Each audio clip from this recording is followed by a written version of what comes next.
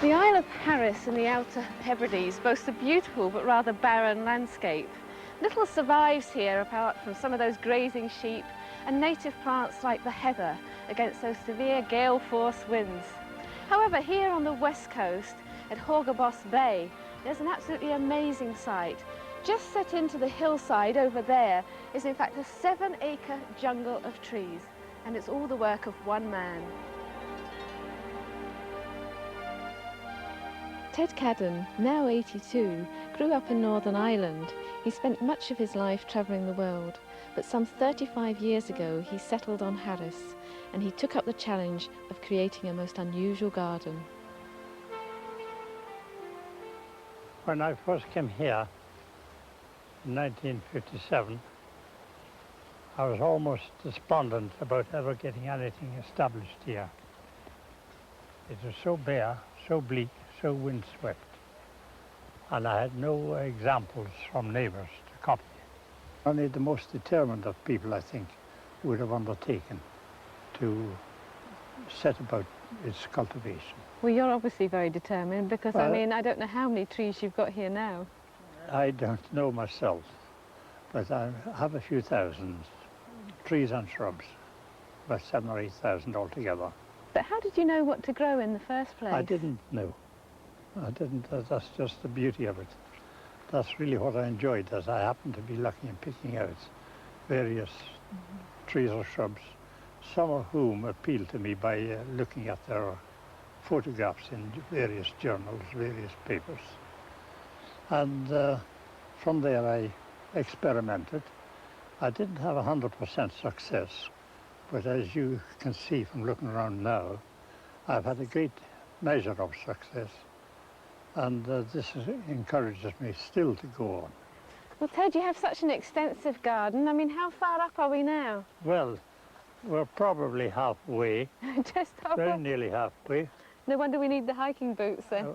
And with a variation of planting. On your left here, you'll notice my method of increasing the rate of growth of the trees. Now, is this just a wee experiment with the two trees here? No, it's not exactly an experiment. I know for a fact that the stones absorb the solar rays. They hold it for a long time. It's eventually transmitted to the roots of the plant into the ground. And within reason, the warmer the ground is, the more progressive the rate of growth. And you'll notice at the same time of planting, I planted another one of equal variety.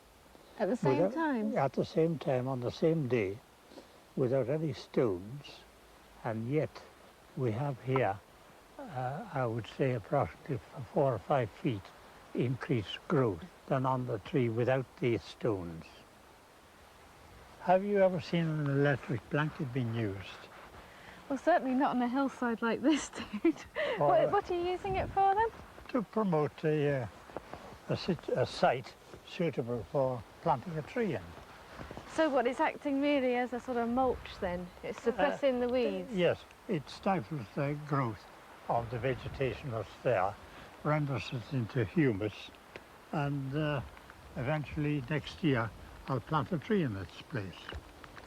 But you've got loads of newspapers here as well. I have. Have you ever seen a tree being planted where tools are not required?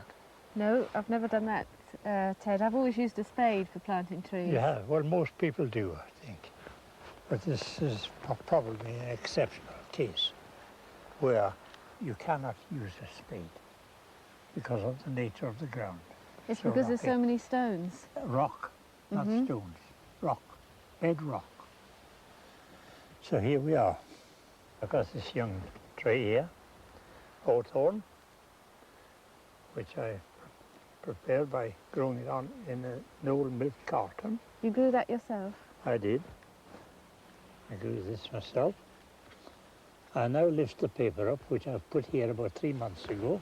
Right, and these are really soaking, aren't they? Yes, they're very wet and compact, very compressed, and they'll turn all this ground into humus.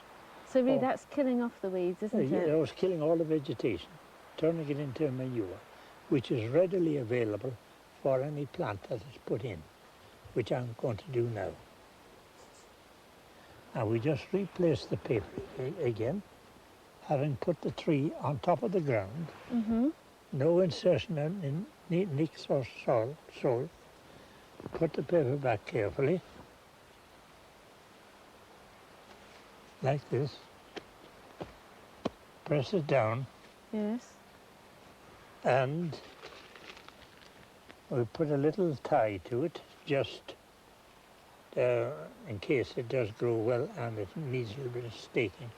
Well, Ted, I'm going to have to come back in a few years' time to see You if come this back one's in going to grow. Now, just for a little bit of luck, all you do now, you just consolidate it by walking on it with your feet like that, Mm-hmm.